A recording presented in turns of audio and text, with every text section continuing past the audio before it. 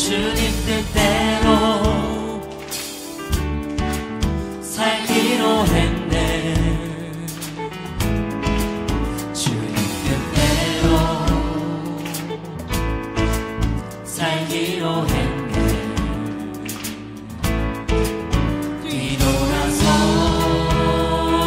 뒤돌아서지 않겠네. 이 세상 사람, 이 세상 사람 날 몰라줘도, 이 세상 사람 날 몰라줘도, 이 세상 사람 날 몰라줘도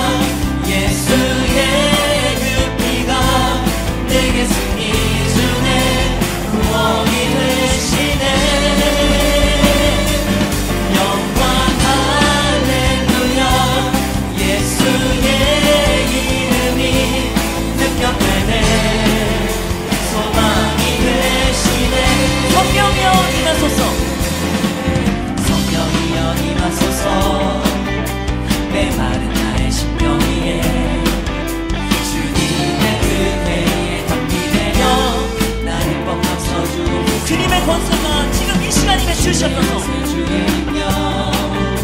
지금 시간이 마셔서 아까운 권세 모두 깨뜨리고 주님 나라 임하소서. 영광 할렐루야. 영광 할렐루야. 예수의 그 피가 내게 승리 주네. 구원이 되시네.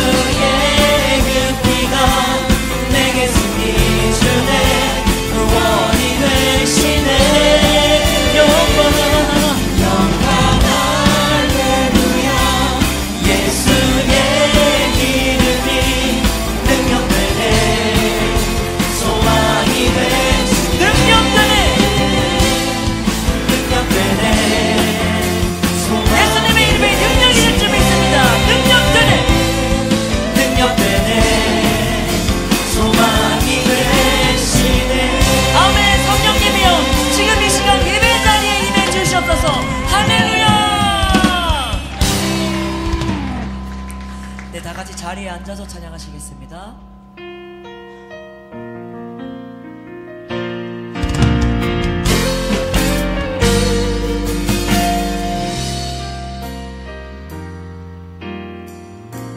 우리에겐 소원이 하나 있네. 우리에겐 소원이 하나 있네. 주님 다시 오실 그날까지 우리 가슴에 새긴 주의 십자가 사랑, 나의 교회를 사랑케 하네. 주의 교회를 향한 우리 마음, 희생과 포기와 가난과 고난, 하물며 죽음조차 우릴 막을 수 없네. 우리 교회는 이 땅에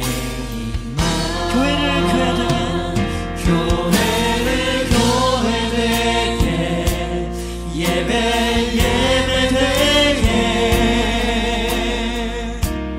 우리 사용하소서.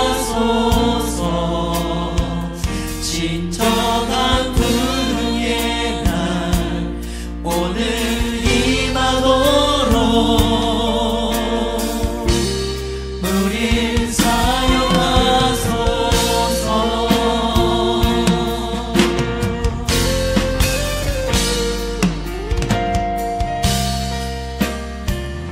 다시 한번 고백하기 원합니다. 우리에겐 소원이 하나 있네. 우리에겐 소원이 하나 있네. 주님 다시 오실 그날까지 우리 가슴에 새긴 주의 십자가 사랑, 나의 교회를 주의 교회를 향한 주의 교회를 향한 우리 마음,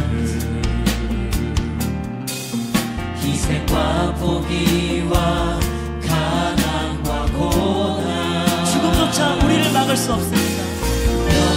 죽음조차 우리를 막을 수 없네. 우리 교회는 이 땅에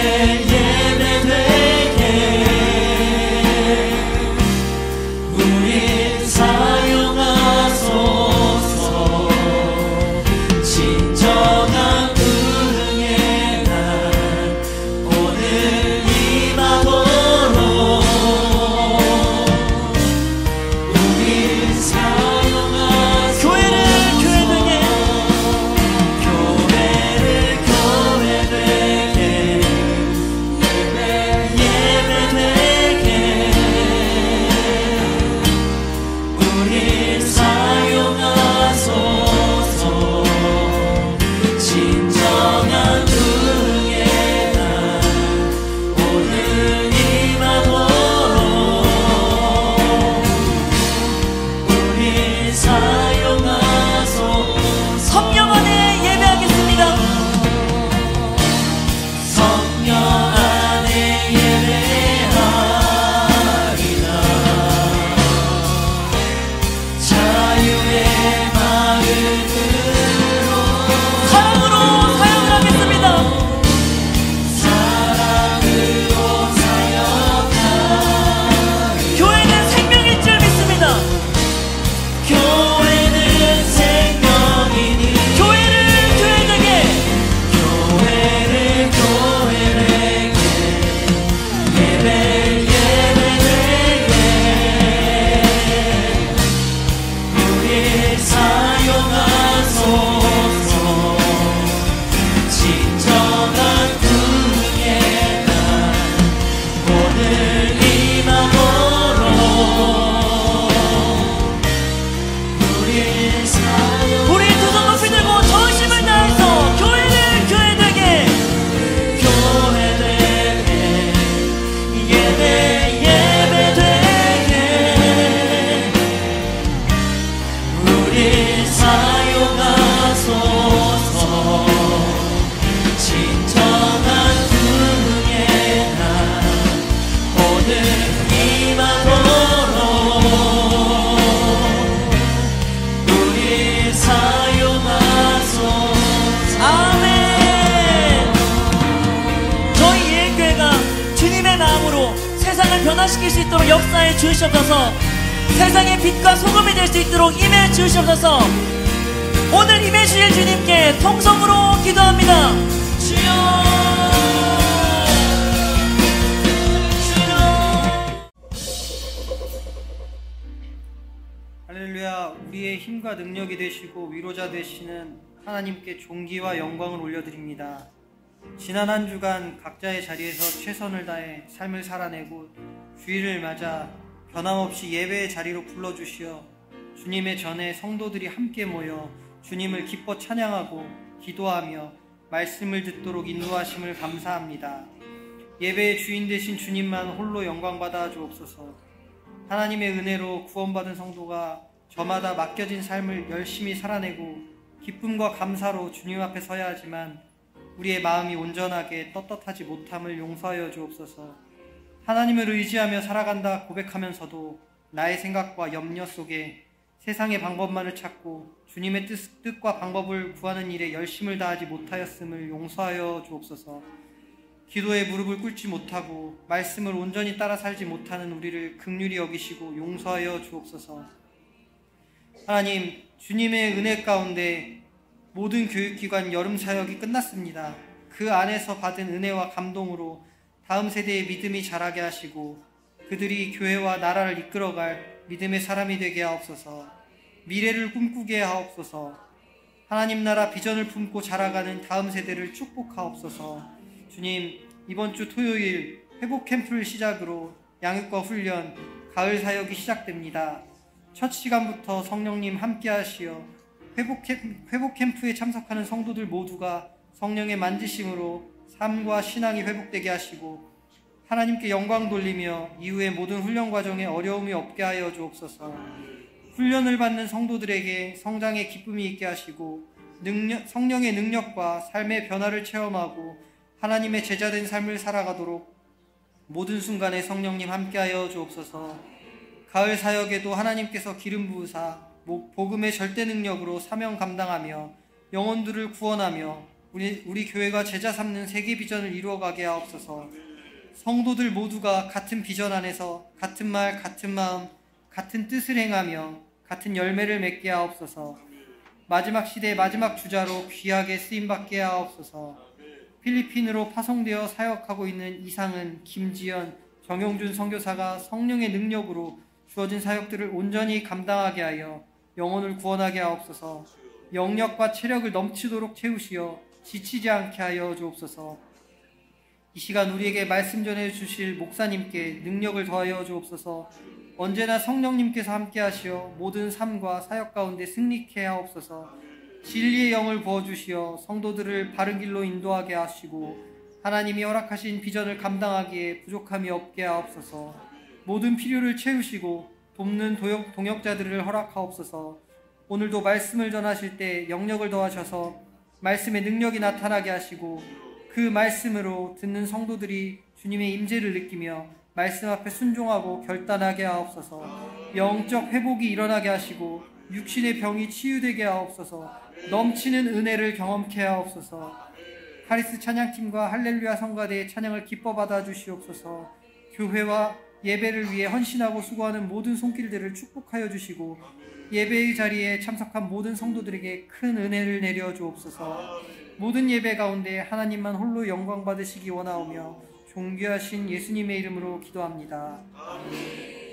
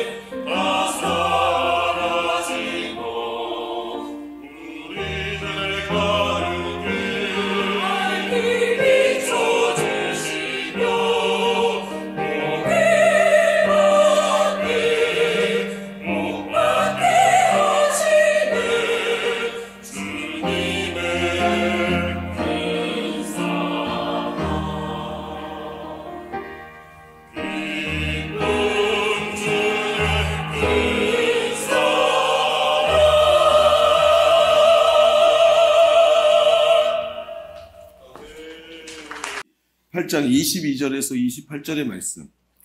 오늘 우리가 좀 달려갈 길이 멀기 때문에 좀 각설하고 좀 같이 말씀을 좀 같이 깊이 보는 시간을 가졌으면 좋겠습니다. 사사기 8장 22절로 28절.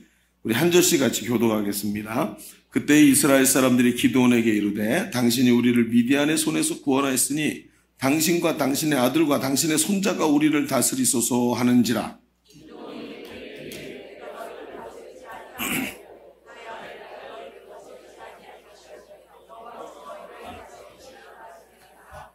기드온이 또 그들에게 이르되 내가 너희에게 요청할 일이 있으니 너희는 각기 탈취한 귀고리를 내게 줄지니라 하였으니 이는 그들이 이스마엘 사람들이므로 금 귀고리가 있었습니다.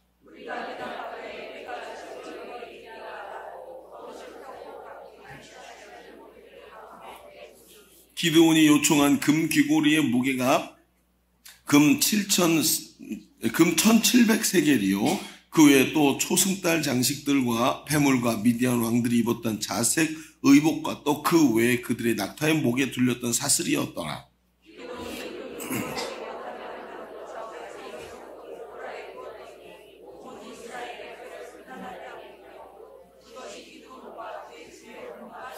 함께 봅니다. 미디안이 이스라엘 자손 앞에 복종하여 다시는 그 머리를 들지 못하였으므로 기드온이 사는 40년 동안 그 땅이 평온하였더라. 아멘.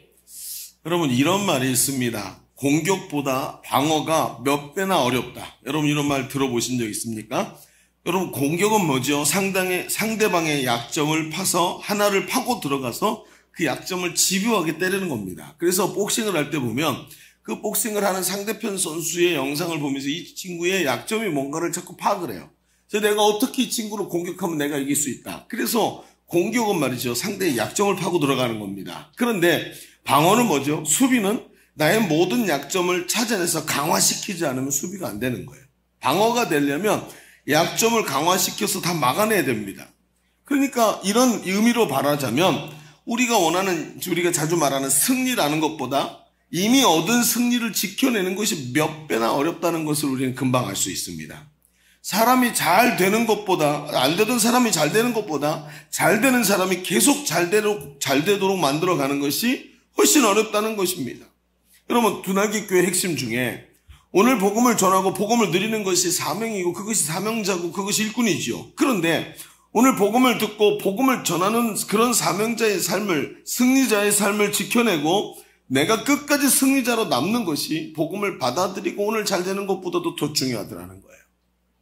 여러분, 예수 믿고 구원받는 것은 하나님이 믿음을 주셔야 되는 줄로 믿습니다. 그러니까 오늘 내가 구원받는 건 하나님의 은혜이지만 그 구원받은 하나님의 은혜와 축복을 지켜내는 것은 구원을 받는 것보다 몇 배나 더 어렵다는 것을 알아야 된다는 거예요. 오늘 우리가 읽은 말씀에 보면 기드온이라는 사람이 나오죠. 우리는 기드온에 대해서 굉장히 잘 압니다. 기드온 그러면 생각나는 게 뭐죠? 기드온의 300용사. 그게 딱 생각이 나죠. 여러분, 300명의 용사와 함께 미디안을 물리치고 승리하고 대승을 거둔 사람. 그런데 우리가 생각하는 것보다 이 기드온에 대한 이야기는 훨씬 깁니다. 그런데 그 기드온의 일생에 전부 사사기에 기록되어 있는데 우리는 앞에 있는 기드온의 승리만 자꾸 보는 거예요. 그러니까 이 기드온에 대해서 이야기할 때 우리는 성경이 말하는 바를 잘 이해를 못합니다. 기드온 그러면 300용사. 이건 잘못된 생각이에요. 뭔가 속고 있는 부분이 있는 겁니다. 여러분, 이스라엘 백성이 왕이 되어주기를 구합니다. 누구에게? 기드온에게. 기드온이 승리를 하고 민족을 구원했더니 우리 당신과 당신의 집안, 당신의 후손이 우리를 다스려 달래요. 여러분, 그 무슨 뜻이죠? 왕이 되달라는 뜻입니다. 그랬더니 기드온이 모든 영광을 하나님께 돌리고 이스라엘 왕이 되지는 않습니다. 그런데 그 뒤에 이상한 일이 벌어지지요. 여러분, 기드온은 승리했지만 그 뒤에 기드온은 미디안에게 탈취한 금으로 에봇을 만듭니다. 에봇은 제사장이 입는 옷이지요. 그런데 이 옷을 만들어서 하나님 제사장이 입고 하나님께 나가는 것인데 이것을 금으로 만들어서 자기가 있던 오브라라는 성읍에 두게 되면서 이것이 기드온의 집의 올무가 되었다라고 표현을 합니다. 오늘 우리가 읽은 28절의 말씀에 보니까 이렇게 기록이 되어 있어요. 기드온이 그 금으로 에봇 하나를 만들어 자기의 성읍 오브라에 두었더니 온 이스라엘이 그것을 음란하게 위함으로 그것이 기드온과 그의 집의 올무가 되니라. 이렇게 표현을 합니다. 여러분, 하나님은 기드온을 부르셔서 미디안을 물리치게 하셨고 기드온은 사심을 가지지 않고 그들을 다스려 주기를 원하는 백성의 청함도 마다하면서 왕이 되지를 않았습니다. 그런데 이상하죠. 하나님을 위한 이 일이 왜 그 기드온에게 올무가 되었을까요? 우리는 이 장면을 의구심 없이 지나가서는 안 됩니다. 분명히 기드온은 하나님 앞에 온전한 마음을 가지고 열심히 싸웠고 열심히 일했고 기드온은 백성을 불쌍히 여겼는데 그래서 무언가를 했던 것이 기드온의 올무가 되었다. 이게 무슨 뜻일까요? 여러분, 오늘 우리는 하나님의 백성이고 하나님의 구원받은 백성이 만든 하나님의 군대가 우리인 줄로 믿습니다. 그러면 영적인 승리를 위해 달려가야 되는데 그런데 승리한 사람이 올무에 걸리는 모습을 보면서 오늘 우리는 이 영적인 승리를 이루어내는 것보다 더 중요한 것이 있다는 걸 알게 되는데 그것은 그 승리를 지켜내는 것입니다. 한번 잘하는 것은 일을 갈아물면 어떻게든 할 수 있을 겁니다. 그러나 그 승리를 지속하는 것은 대단히 어려운 일이라는 거죠.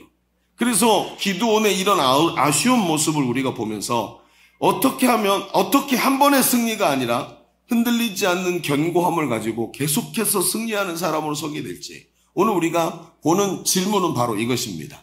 한 번의 승리가 아니라 승리보다 더 어려운 승리를 지켜내는 삶을 어떻게 살아낼 수 있을 것인가 하는 그런 질문을 가지고 오늘 말씀을 좀 시작해 봤으면 좋겠습니다. 자, 주보 3면을 보시면 오늘 말씀은 열정과 은혜 사이에서라는 주제로 같이 말씀을 보려고 합니다. 어떤 마이크가 켜져 있는 것 같아요. 계속 울려요. 어떤 마이크가 켜져 있는지 좀 보시고 마이크를 좀 잡아주시면 좋겠습니다. 자, 오늘 두 가지를 볼 텐데, 자, 첫 번째는 어떤 얘기냐? 하나님을 향한 인간적 열정이 지나치면 올무가 되는 것을 먼저 알아야 됩니다.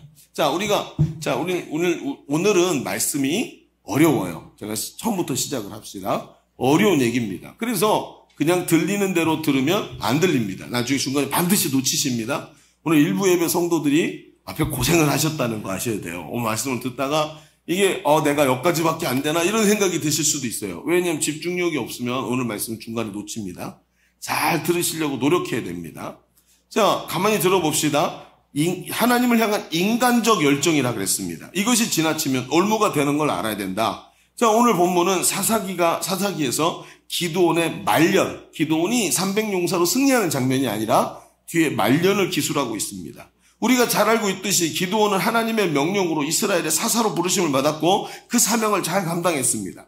그런데 그 전투가 300용사와 함께 전투로 승리로 마쳐지자 이스라엘은 기드온을 향해 어떻게 해요? 자신들을 다스려 달라고 간청을 하죠. 그런데 기드온이 거절합니다. 무슨 뜻인지 우리는 잘 알고 있습니다. 그리고 그들에게 거절을 하고 나더니 미디안 사람과의 전쟁에서 탈취한 전리품 중에 금부치들을 다 갖고 오라 그래요. 그리고 그걸 가지고 에봇을 만들어서 오브라 성에 둡니다. 근데 이 내용을 우리는 좀 자세히 살펴봐야 됩니다. 우리가 잘 알듯이 에봇은 본래 제사장의 의복입니다. 그래서 앞에 뒤에 흉패가 있고 그걸 어깨로 매가지고 그 흉패가 앞뒤 가슴에 붙게 만들었는데 그 흉패에 9개의 보석이 붙어 있는 게 앞뒤로 있습니다. 그런데 이 보석을 가지고 뭘 하냐면 제사장들이 하나님의 뜻을 물었을 때 거기에 이상이 나타나면서 어떤 현상들이 나타나면서 하나님의 뜻을 판별해내는 것으로 썼던 거예요. 근데 그게 우림과 둠밈이라는 것으로 판결을 구했던 것입니다. 그런데 그 기드온이 금으로 에봇의 형상을 만들어서 자기 성읍에 두었다 그랬어요. 그런데 이것 때문에 이스라엘 백성이 범죄했대요. 왜 그럽니까? 여러분, 이스라엘에는 지금 성막이 있었습니다. 지금 애굽에서 출애굽한 백성이 광야에서 가나안 땅으로 들어왔죠. 그래서 들어왔는데 중요한 게 뭐죠? 그 들어온 이후에 성막은 여전히 실로에 있고, 그렇죠?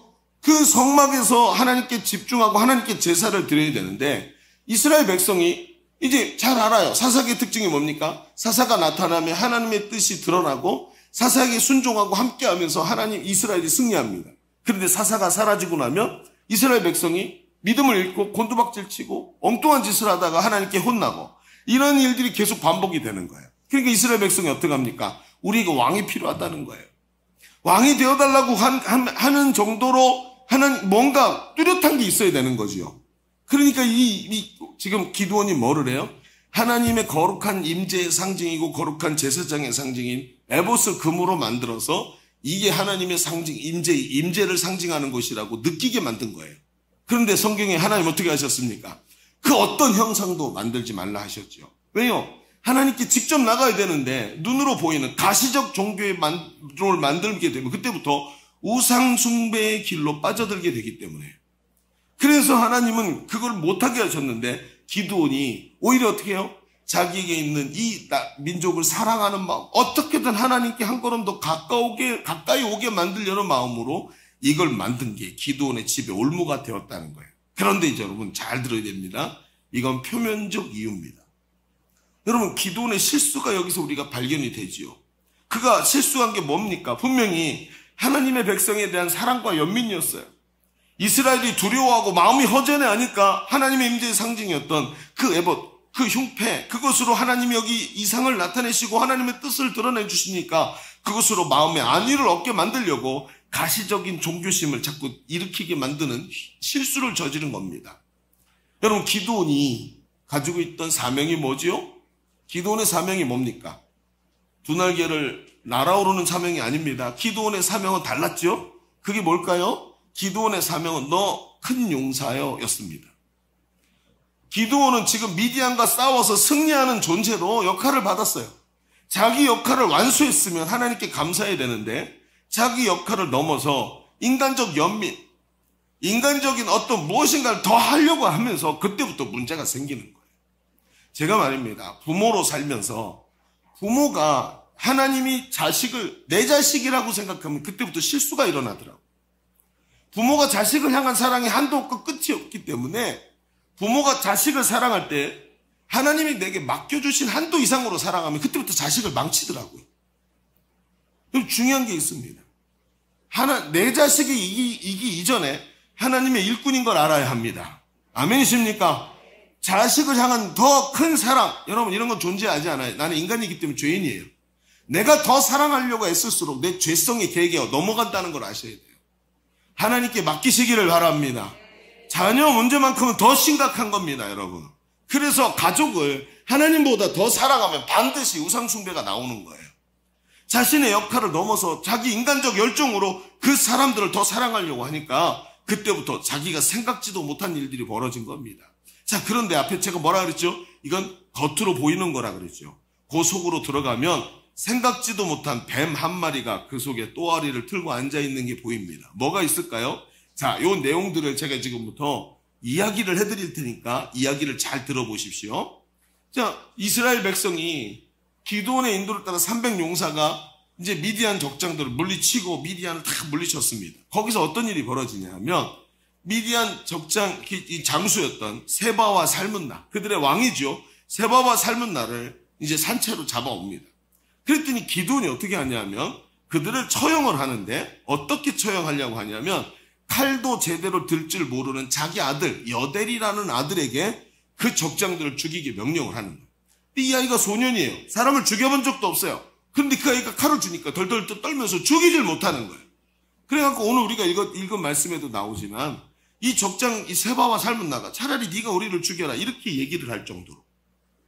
자, 그런데 이러한 행동은 한번 생각해 봅시다. 비록 왜 이렇게 하느냐? 비록 포로지만 한 나라를 다스렸던 왕에게 대한 모멸감과 멸시감을 주면서 동시에 어떻게 되는 거예요?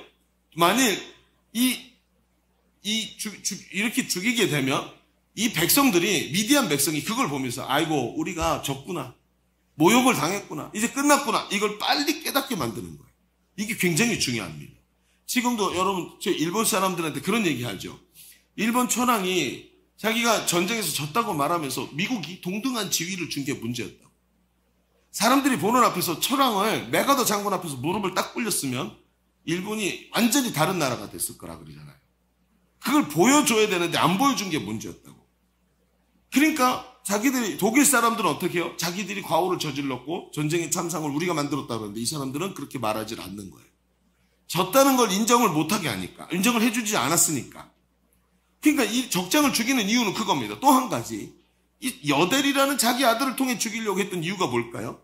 여러분, 역사는 말입니다. 승리자의 역사입니다. 그 다윗이 골리앗을 죽였을 때 여인들이 노래를 만들지요. 그 노래가 뭘까요? 그 노래 기억나십니까? 사울이 죽인 자는 천천히요, 다윗이 죽인 자는 만만히로다. 이게 뭐예요? 이게 역사로 남는 겁니다. 그러니 지금 이제 만약에 여델이 죽이면 어떤 일이 벌어질까요? 이 소년밖에 안 되는 여델이 적장의 목을 베었어요. 그것도 다 잡아왔지만 그 이야기가 노래가 돼서 다음 세대에 가면 어떻게 되는지 아세요? 소년이 말을 타고 가서 적장의 목을 베었다, 이렇게 돼요. 자, 그러면 어떤 일이 벌어질까요? 그 역사가 누구에게 기울어요? 그렇죠. 이 기드온의 가문을 왕으로 초대하는 일에 굉장히 편안해진다는 것입니다. 여러분, 이게 지금 제가 이제 보는 성경입니다. 제 생각이, 과연 이런가? 지금 내가 하는 생각이 맞나? 이 말씀을 지금 이 여델을 이용하고 있는 이 기드온의 생각이 지금 기드온을 향한 내 생각이 맞는 건가? 하고 생각을 하게 되는 거예요. 그런데 그 뒷면으로 넘어오면서 이 얘기를 더 강력하게 뒷받침하는 얘기가 나와요. 그 뒤에 어떤 일이 벌어지냐면 사사기 8장 21절을 볼까요? 자, 같이 한번 읽어보겠습니다. 사사기 8장 21절 같이 읽어볼게요. 시작. 세바와 살문나가 이르되 내가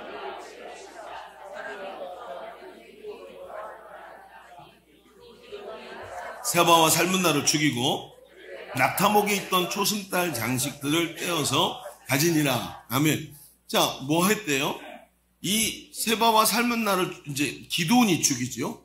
그런데 여델이 못 죽이니까, 아들이 못 죽이니까 기드온이 죽이는데, 그 다음에 그들의 낙타의 목에 있던 초승달 장식을 떼어서 이 기드온이 가졌다라고 표현을 해요.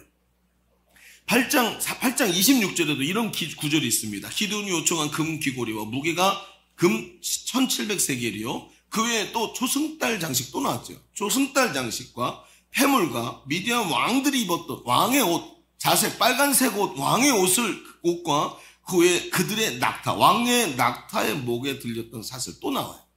성경이 이상하게 여기에 계속 집중하고 있죠. 한번 생각을 해봅시다. 여러분, 초승달 장식이 2번이나 자기 것이라고 취합니다. 고대 메소포타미아는 일반적인 태양신을 숭배하던 데가 아니라 달신을 숭배를 했습니다. 그러니까 이 애굽은 태양신을 숭배했죠. 근데 여기는 달신을 숭배했고, 달신이 왕권을 상징한 유일한 곳이에요. 고대 메소포타미아 종교에서는 달이 왕권 신학의 핵심의 상징으로 드러났고, 달 얘기가 바로 왕의 이야기입니다. 그런데 왜 초승달이냐 하면, 우리는 이제 풀문이라고 하죠. 보름달이 되면 저기 풍성한 거고 꽉 찬 느낌이라 보름달을 좋아하지요. 누구나 그래야 정상이죠. 근데 이 사람들은 어떠냐 하면 초승달을 좋아하는 이유가 뭐냐면, 초승달은 앞으로 뭐가 돼요? 보름달이 돼요. 그래서 초승달은 앞으로 미래가 좋다, 이런 의미로 초승달을 좋아했고, 이 초승달 장식은 왕의 장식이어서 왕들이 자기가 타는 낙타의 목에다가 그걸 메어놨던 것입니다. 자, 한번 생각해 봅시다. 이쯤 되면 이 두 가지 사건들을 쭉 보면서 그 속에 뭐가 보이는 게 있죠. 지금 왕이 되기를 거절하고 다스리기를 거절했지만 기드온의 마음속에 뭐가 있어요? 권력에 대한 욕심이 가득 자리 잡고 있는 게 이 이유였습니다. 이쯤 되면 그 속에 보이는 것이 있습니다. 기드온에게 진짜 올무는 기드온이 만든 에봇이 아니라 기드온의 마음속에 있던 것이었습니다. 기드온의 마음에 있던 권력에 대한 강한 집착이 기드온의 후손들에게도 치명적인 올무로 남게 되었던 것이죠. 그 집착이 하나님께 돌아가야 할 영광을 자기가 가지게 만들었습니다. 여러분, 무엇이 이토록 그를 기드온이 권력에 집착하게 만들었을까요? 기드온의 마음을 살펴보십시다. 사실 기드온에게는 깊은 울분이 하나 있었습니다. 여러분, 울분이 있는 사람 어떻게 행동하는지 아시죠? 제가 한번 말씀드렸어요. 제가 아는 사람 중에 어렸을 때 가난했던 울분이 있던 사람이 있어요. 이 사람은요, 핸드폰을 사도 적당한 거 안 사고 무조건 제일 비싼 거 삽니다. 왜 그렇게 하냐? 왜 힘들게 해? 그런 거 안 사도 되는데 왜 그거 사냐? 그랬더니 자기는 무조건 이거 사야 직성이 풀린다는 거예요. 이야기를 들어보니까 어렸을 때 가난했던 울분이 있어요. 인정받지 못했던 울분이 있으면 사람들이 이렇게 울분에 의해서 움직일 때가 많더라는 거예요.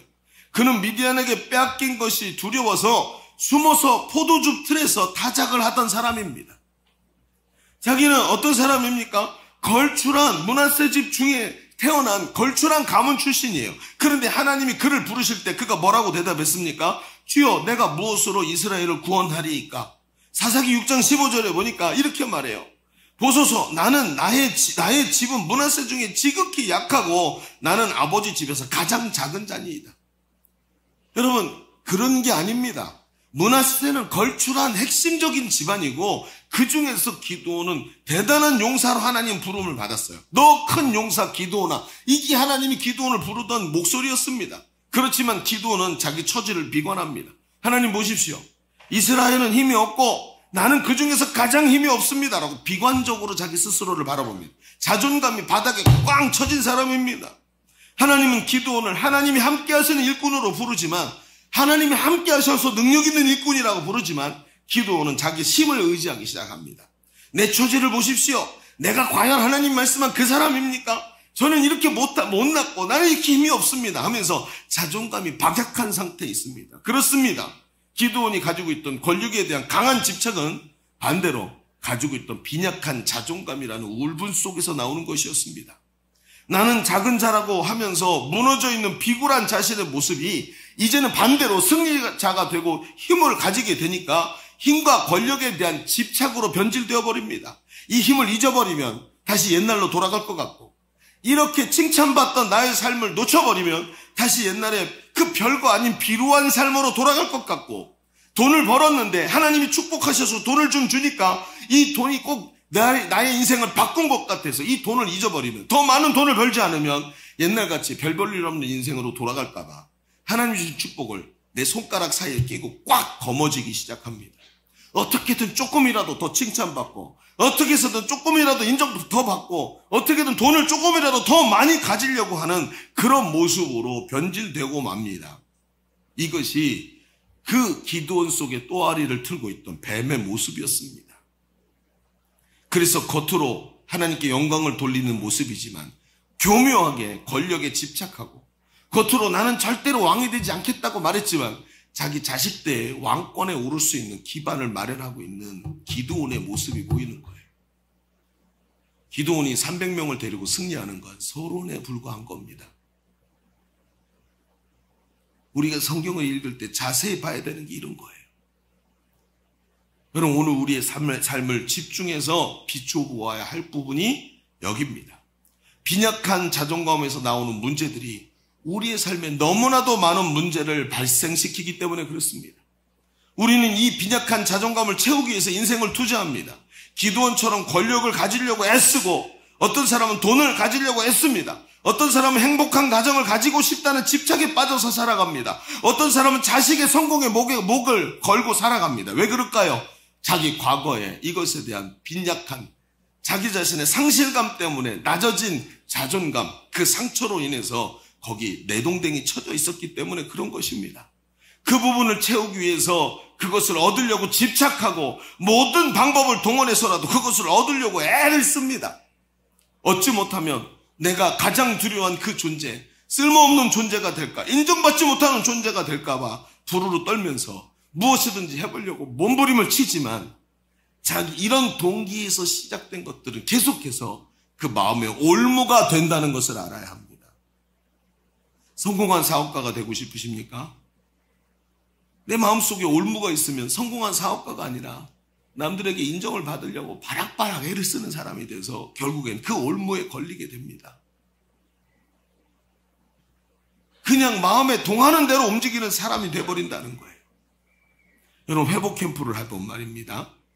이제 우리가 회복 캠프 광고가 나갔습니다만, 우리 잘 아시듯이 회복 캠프에서 많은 분들이 인생의 문제를, 아무도 손대지 못했던 것들을 하나님이 손대시고 확 뒤집어내시는 것을 경험하는 사람 참 많지요. 질병에서 고침받는 건 물론이거니와 인생 전체를 내가 왜 이렇게 살았는지 이제 알겠다고. 한 번은 회복 캠프를 마치고 한 남자분이, 50대 남자분이 간증을 하시면서 눈물을 뚝뚝 흘리면서 이야기합니다. 내가 왜 이렇게 힘든 삶을 살았는지 이제 알겠다고. 이제 눈에 보인다고. 그렇게 얘기합니다. 왜 그러냐면 낮아진 자존감의 문제를 하나님이 만지시는 걸 경험하기 때문입니다. 이런 문제, 낮아진 자존감의 문제는 우리 인생과 신앙의 큰 결함을 만들어냅니다. 예수를 믿어도 같은 문제가 반복되면서 내 마음에 이 꿈틀꿈틀 움직이고 있는 마음의 암이 되어가지고 이게 모든 것을 가로막고 있습니다. 하나님은 축복을 주시는데 축복을 막 걷어차기 시작해요. 하나님은 은혜를 주시려고 하는데 은혜의 자리에 죽어도 안 나가요. 아니, 다 내 건데 하나님이 나에게 주시려고 만들어 주신 것을 요 마음속에 그 붙잡아 놓은 이 낮아진 자존감 하나 때문에 하나님 주실 걸 다 거절하고 엉뚱한 것만 찾으러 돌아다닙니다.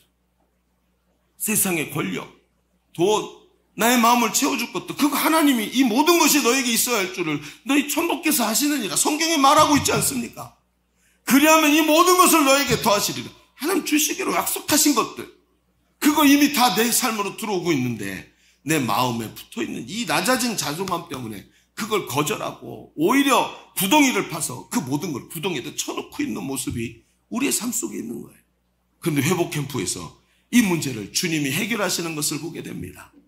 주님이 내 낮아진 자존감을 만지시고 내 속에 복음이 회복되고 나를 위해 자기 십자가에서 나를 살리신 주님이 나를 회복시키는 것을 경험하게 되는 것입니다. 할렐루야! 이걸 경험하고 나니까 사람이 변화되는 거예요. 이제 보입니다. 그냥 평탄하게 두면 이게 내리막길에서 하나님 주신 은혜와 축복이 대굴대굴 굴러 들어오는데 거기다 파놨던 함정같이 구덩이들을 다 메꾸고 하나님 내 삶으로 굴러 들어오시는 복을 주시는 걸 경험하게 되는 거예요.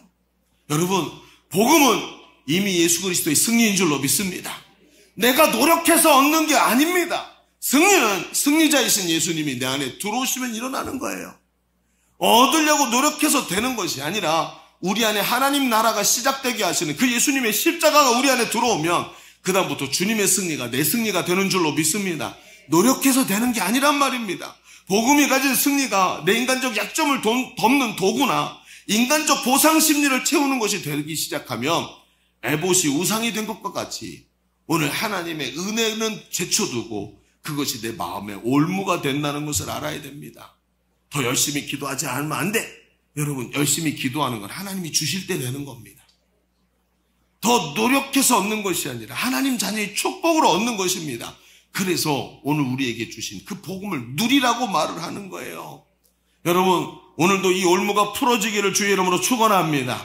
올무에 걸려서 하나님 주신 능력을 누리지 못하는 자가 아니라 자연스럽게 승리를 누릴 수 있는 하나님 앞에 회복된 자아를 가진 성도들 되기를 주의 이름으로 축원합니다. 자, 우리는 지금까지 우리가 잘못된 인간적 열정에 대한 이야기를 나누었습니다.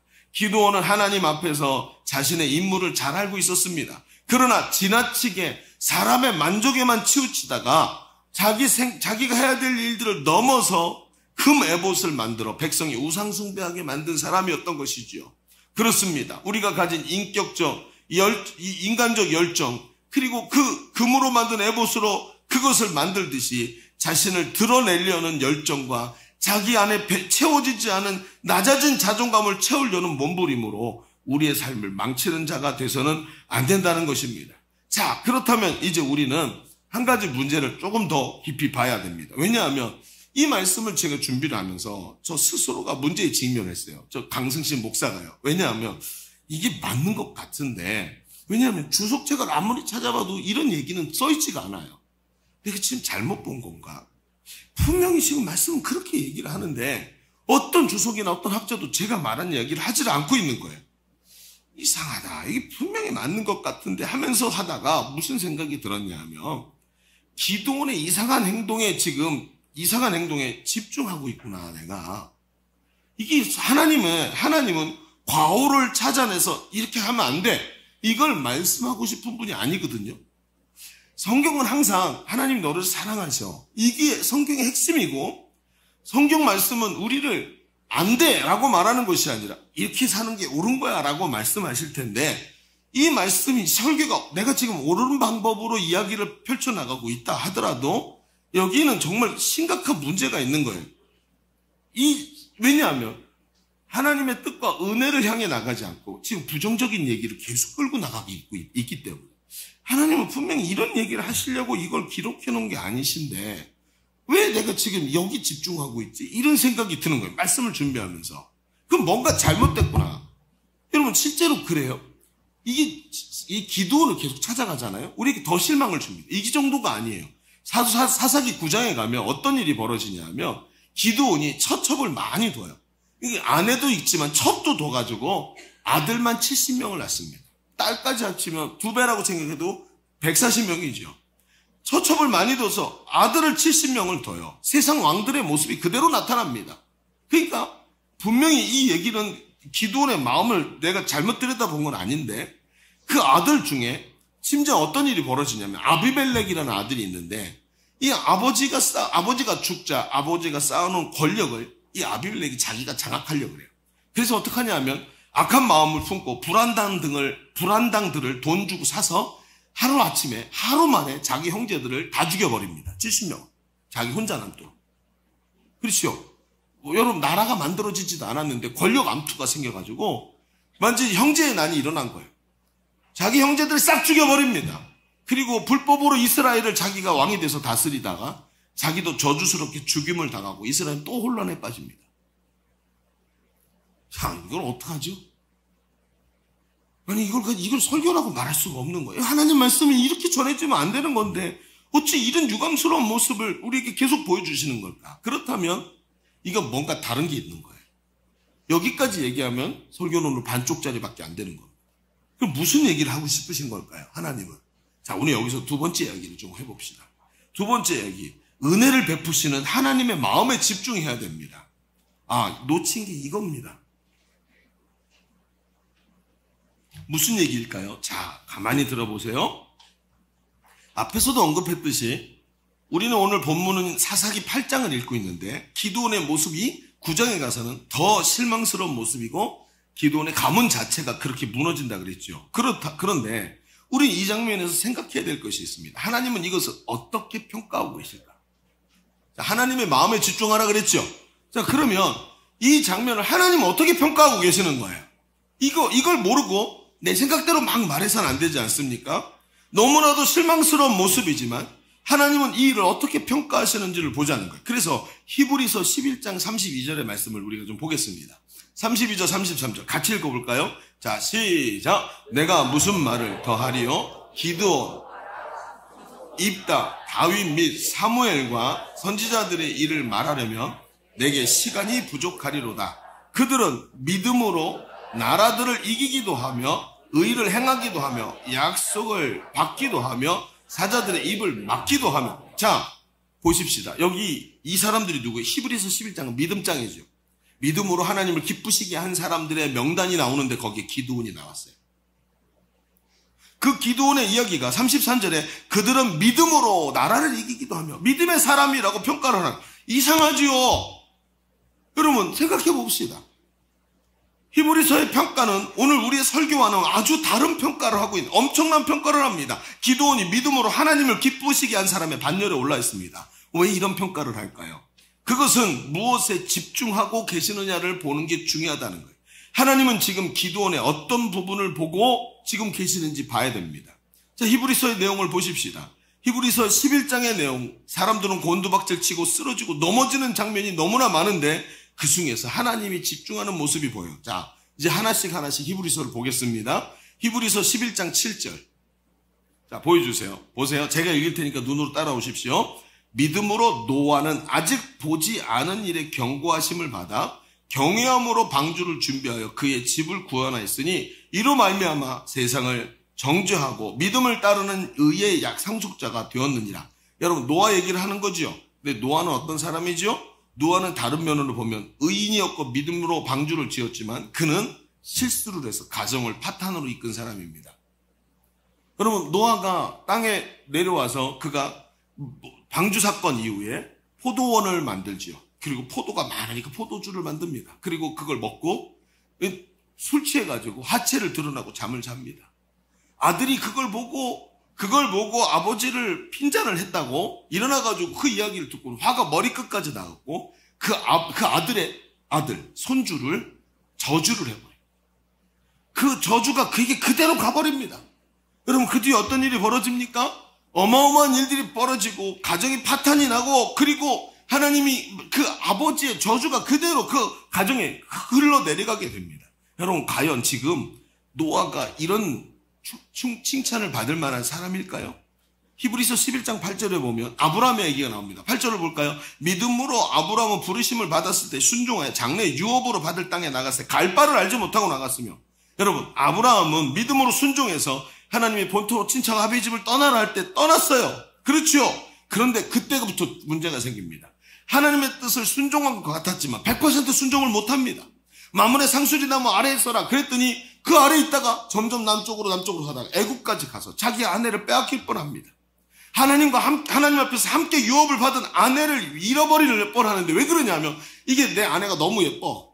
그래가지고 내 아내라 그러면 나를 죽이고 아내를 뺏어가. 이거 완전히 팔불출 아닙니까?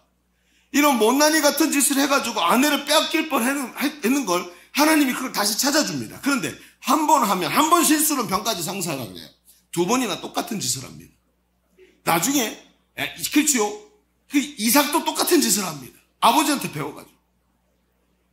여러분, 이걸 어떻게 말할까요? 그런데 이런 바보 같은 일들을 하면서 하나님의 뜻에 끝까지 순종하지 못하고 그렇지 몸종을 통해서 이스마엘 낳고 이런 사람, 이런 실수투성인데 하나님이 아브라함을 축복하고 아브라함을 인정하시는 얘기를 하시는 거예요. 히브리서 11장 11절을 보십시오. 믿음으로 사라도 나이가 많아 단산하였으나 잉태할 수 있는 힘을 얻었으니 이는 약속하신 일을 믿으신 줄 알았습니다. 하나님을 믿었대요. 너 아기를 가질 거다. 믿었대요. 성경이 정말 그렇게 써 있습니까? 아닙니다. 하나님의 사자들이 와서 사라가 잉태할 거다 그랬더니 사라가 저 뒤에 장막 뒤에서 숨어서 듣다가 피식 웃었어요. 내가 나이가 많아서 경수가 끊어지고 생리가 다 끊어졌는데 무슨 아기를 낳아, 미친놈들. 이렇게 생각을 한 거예요. 그런데 그 얘기를 하나님의 사람이니까 들리지 않는데도 어째 사라가 웃느냐 했더니 뒤에 숨어 있다가 저 안 웃었어요. 웃었거든요. 봤거든요. CCTV에 다 찍혔거든요. 웃었단 말이죠. 근데 안 웃었다고 거짓말까지 치졸하게. 거짓말까지. 근데 이 사람을 믿음으로 믿어서 잉태했다고 표현을 하고 있어요. 어떻게 할까요? 도대체 이게 무슨 뜻입니까? 몸종 하가를 통해서 이스마엘을 낳게 하고 가정 불화를 만든 주동자가 누구예요? 사라입니다. 하나님이 아들을 주시겠다는 거 의심해서 이스마엘을 낳게 만든 거 사라가 한 겁니다. 그런데 이거 어떻게 이걸 이렇게 표현하고 있을까요? 여러분, 어떻게 우리는 봐야 될까요? 아브라함, 이삭, 야곱, 요셉, 모세, 오늘 본문의 기드온까지 모든 사람이 곤두박질 치고 넘어지고 밑으로 쫙 깔린 사람입니다. 그러나 하나님이 어디를 보고 계시다고요? 그들의 과오에 집중하는 것이 아니라 99번 실패한 것에 집중하시는 것이 아니라 그들의 단 한 번의 승리에 집중하고 계시더라는 거예요. 이게 아주 중요한 이야기입니다. 그렇습니다. 성경은 그들의 1승에 의미를 두고 있습니다. 100전 99패 1승을 한 기드온을 말하고 있는 것입니다.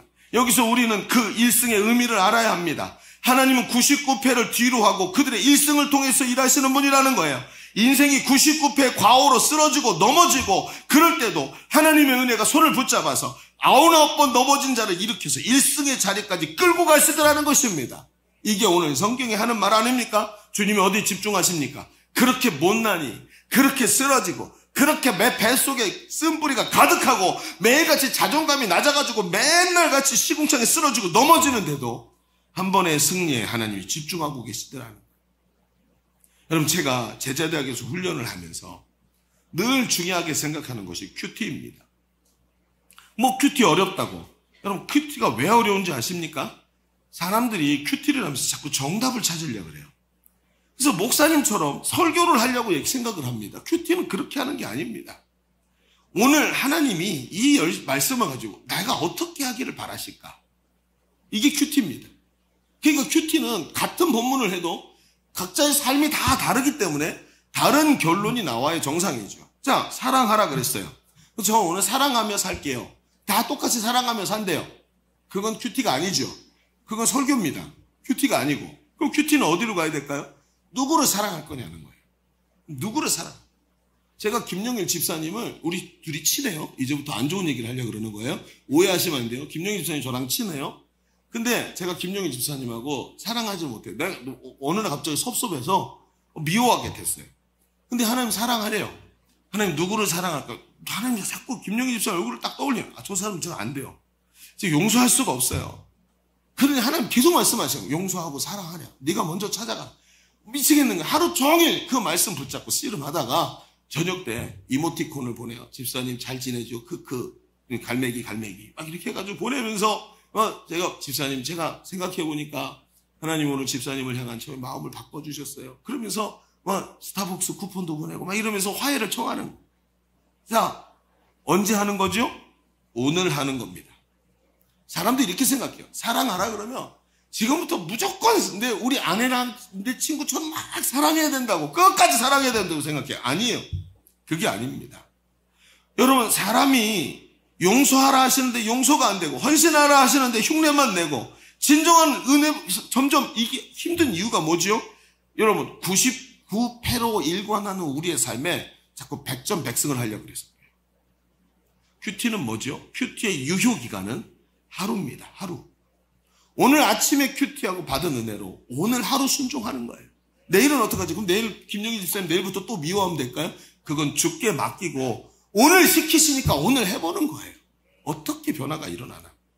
그런데 그렇게 하고 나니까 내 마음의 맺힘이 싹 풀어지는 거예요. 그리고는 미워하려고 했던 그 꽉 잠가놨던 볼트 같은 게 한번 툭 풀어지니까 계속 풀리기 시작하는 거죠. 하나님이 하시는 일이니까. 그렇습니다. 큐티는 그렇게 하는 겁니다. 오늘 하루로 한정 짓는 거예요. 오늘 하루 최선을 다해 주신 말씀과 감동대로 순종하며 살겠다고 마음 먹는 것, 이게 큐티입니다. 여러분 아멘이십니까? 그렇습니다. 오늘 하루만 하는 것입니다. 그래서 매일 주시는 은혜에 따라 오늘 하루만 순종하는 거예요. 매일 다른 말씀을 주시지만 결국 우리는 매일 주님을 닮아가면서 한 걸음 한 걸음 주님께 나가는, 매일같이 일승을 챙기는 사람들이에요. 백승을 챙기는 사람이 아니라 어떤 승리요? 일승을 챙기는 사람들이라는 겁니다. 왜 그럴까요? 하나님이 우리의 연약함을 너무 잘 알고 계시기 때문이에요. 여러분, 뭘 더 잘하기를 바라시는 분이 아니에요. 우리를 처음 예수 그리스도의 보혈로 구원하실 때부터 알고 계셨어요. 얘는 또 쓰러져. 죄가 떠나질 않아. 육신에 있기 때문에 또 넘어지고 또 쓰러질 거야. 그러나 얘를 나를 사랑하기 때문에 구원하셨어요. 우리 보고 99승을 하라고 말씀하시지 않고 매일같이 1승만 하라고 이야기를 하시는 분이 우리 하나님이십니다. 여러분 아멘이십니까? 그렇습니다. 그렇습니다. 오늘 기드온이 그렇게 자빠지고 넘어지고 권력욕에 취해가지고 자기 연민에 빠져가지고 그렇게 살고 있지만 하나님은 기드온이 그런 사람인 줄 이미 알고 계셨고 오늘도 기드온의 그 믿음의 승리, 오늘 한 번의 승리, 그 1승을 소중히 보시는 분이 우리 하나님이시더라는 거예요. 여러분, 잘 못해도 괜찮아요. 그러나 오늘의 1승을 반드시 챙기시기를 바랍니다. 이게 오늘 중요한 얘기입니다. 여러분, 주님이 영혼 속에서 우리의 삶을 들여다보시면 우리의 삶은 99패밖에 보이질 않습니다. 모두 멸망당해도 할 말이 없는 여전히 육신의 죄를 가지고 살아가는 존재입니다. 그러나 주님은 지금도 십자가에서 우리의 1승을 위해 십자가에서 우리의 구원을 이루신 줄로 믿습니다. 그게 하나님이 하신 일이에요. 백전백승이 아니라 백전 99패 1승도 그 1승으로 승리하게 만들어 주신 것이 십자가입니다. 그래서 우리에게 십자가가 중요한 거예요. 그 1승으로도 완전한 승리를 얻게 만드신 것. 여러분, 우리 시작하면서 승리를 얻는 것보다 얻은 승리를 지켜내는 것이 더 어렵다고 말씀을 드렸습니다. 우리가 끝까지 승리를 지켜내지 못하는 이유는 올무에 집착하기 때문입니다. 더 잘해야 되고 그 승리감에 도취되어야만 진정한 승리자라고 느껴지는 그 느낌 때문에 그래서 더 어렵게 느껴지는 것입니다. 여러분, 매일 행복 모임이 잘 될까요? 아닙니다. 매일 복음을 전하면 귀신이 떠나가고 질병이 치유될까요? 아닙니다. 매일 손을 얹어 기도하면 여러분 질병이 치유되는 역사가 매일 일어날까요? 아닙니다. 매일 기도 응답이 될까요? 아닙니다. 매일 자존감이 꽉 찰까요? 아닙니다. 그렇지 않은 날이 훨씬 더 많습니다. 그러나 오늘도 우리에게 주신 하나님의 성령의 인도하심을 받아서 순종하려고 무릎을 꿇는 것이 1승이라는 거예요. 진정한 승리는 연약한 내 속에서 오늘도 복음이 살아있는 것입니다. 복음, 하나님의 은혜를 받을 수 있는 구석이 요만큼도 없는데 오늘도 성령이 내 안에서 나를 사로잡으시고 내가 주시는 말씀에 순종할 때 진정한 1승이 일어나는 것입니다. 하나님은 그 1승을 참된 승리로 보신다는 거예요. 그 이상은 내가 하는 것이 아닙니다. 그 이상을 보면 낮아진 자존감으로 남들과 비교하면서 힘들어하는 것, 그런 자리에 빠질 수밖에 없게 되어 있습니다. 오늘도 우리는 이미 승리한 줄로 믿습니다. 복음은 그리스도의 승리지 내 승리가 아닙니다. 그 그리스도를 내 안에 모셔드릴 때 그분이 내 안에서 승리하시는 거예요. 오늘도 그 승리를 향해 달려갈 수 있는 성도가 되기를 바랍니다. 이제 말씀을 정리합시다. 하나님은 기드온의 연약함에 집중하신 것이 아니라 그에게 승리를 주시고 그 승리로 일하신 분이었습니다. 그래서 오늘도 우리에게 값진 1승을 위해 달려가라고 오늘도 말씀하시는 겁니다. 남들과 비교하지 마십시오. 오늘도 하나님은 우리에게 값진 1승을 주시는 분인 줄로 믿습니다. 예수 그리스도의 십자가는 우리의 연약함으로 인해 절대로 막히지 않습니다. 반대로 내 인간적 노력과 열정으로 더 빛나는 것도 아닙니다. 하나님은 우리가 인간적 열정과 은혜 사이에서 자신의 부족함 때문에 갈팡질팡하기를 원하시지 않습니다. 여러분, 오늘 우리는 주님의 은혜를 받고 누리는 것이 중요합니다. 복음의 승리를 누리는 것, 지속적 승리를 향해 나가는 것. 오늘도 은혜 베푸시는 하나님은 오늘도 우리에게 은혜 베푸시는 그분은 복음은 1승만 있어도 승리라고 이야기하는 것을 꽉 붙잡으십시오. 그리고 오늘도 순종의 자리에서 값진 1승을 붙잡아낼 수 있는 우리 성도의 삶이 되시기를 주의 이름으로 축원합니다. 축원합니다. 기도하겠습니다. 오늘 말씀의 은혜를 붙잡으십시다. 그리고 기도하십시오. 하나님, 내 속에 이 못난 자아가 오늘도 어떻게든 남들보다 더 뛰어나고 좋고 잘 되기를 원하는 인간적 욕심으로 가득 차 있는 나를 봅니다. 그것 때문에 올무가 되어서 그 속에, 그 낮아진 자존감 속에 또아리를 틀고 앉아있는 마귀한테 사로잡혀서 오늘도 아유 해도 안 되는 걸 뭐, 목사님은 잘하는 사람만 좋아하시잖아, 이렇게 생각하면서 오늘도 그저 그 자리에 머물러 있기를 하나님 원하실까요? 절대로 아닙니다. 오늘도 말씀에 붙잡혀서 값진 일승을 하기를 주님이 우리에게 바라고 계시는 줄로 믿습니다. 우리 오늘 말씀의 은혜를 붙잡고 주님 한번 외치고 통성으로 기도합니다. 주여, 할렐루야. 아버지 하나님, 오늘도 하나님의 귀한 은혜를 감사합니다. 값진 일승을 향해 달려가는 자 되게 하여 주옵소서. 오늘도 연약한 자존감 때문에 괴로워하는 자가 아니라 값진 일승을 향해 달려가는 자 되게 하여 주옵소서. 오늘도 성령이 내 안에서 승리하신 줄로 믿습니다. 나를 사랑하시는 주님을 향해 오늘도 기쁨으로 달려가게 하소서. 연약함에 집중하는 자가 아니라 하나님 앞에 강한 믿음으로 달려가는 자가 되게 하소서. 우리 한 번 더 기도합시다. 여러분 두 손을 하나님께 올려드립시다. 하나님, 내 연약함에 집중하는 자가 아니라 내 안에 승리하신 예수께 집중하게 하여 주옵소서. 오늘 나에게 순종을 요구하실 때 말씀에 사로잡혀 달려가면서 99패 하더라도 승리하신 주님과 함께 값진 일승을 얻는 우리의 삶이 되게 하여 주옵소서. 우리 다시 한번 주님의 치고 기도합니다. 주여, 할렐루야.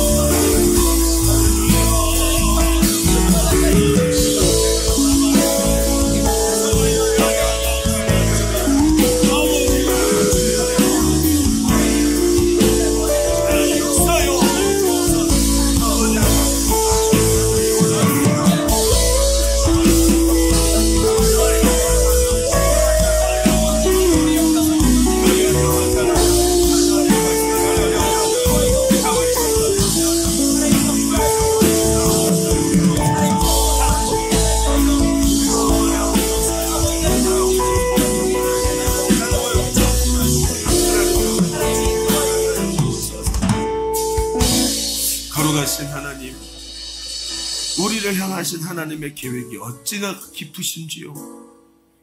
내가 넘어질 것, 쓰러질 것 다 알고 계시면서도 나를 향한 주님의 신실하신 뜻을 접지 아니하시고, 얘야 일승만 해라, 너 그거 백승으로 내가 인정하마, 예수 십자가 붙잡고 너는 일승도 못하겠지만 그 십자가 붙잡고 일어나서 내가 기뻐하는 내 자녀가 되라 하고 말씀하시는 주님, 그 은혜 안에 기뻐하게 하여 주시옵시고, 열정이 변해서 욕망이 되는 것이 아니라 그 열정으로 주님을 더 사랑하는 우리의 삶이 되게 하여 주옵소서.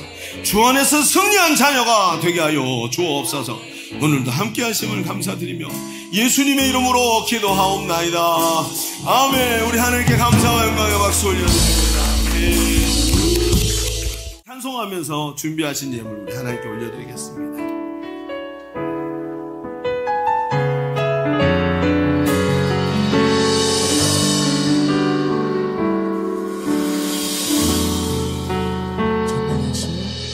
전능하신 나의 주 하나님은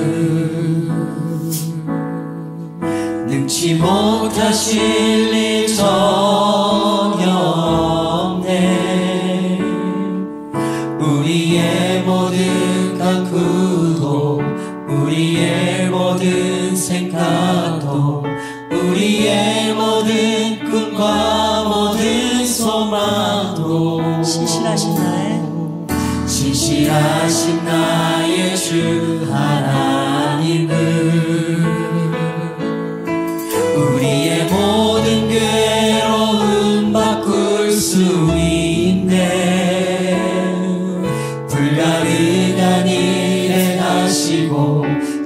자를 일으키시니 그를 이길 자무도 없네. 주의 말씀을 의지하여 주의 말씀을 의지하여 깊은 곳에 금을 던져 오늘 그가 놀라운 일을 이루시는 것 보라. 주의 말씀을 의지하여 믿음으로 금을 던져 믿는 자에게 능치 못하오네. 전능하신 나의 주 하나님은 전능하신 나의 주 하나님은 능치 못하실 일 저렵네. 우리의 모든 간구도 우리의 모든 생각도 우리의 모든 꿈과 모든 소망도 신실하신 나의 주 하나님 신실하신 나의 주 하나님은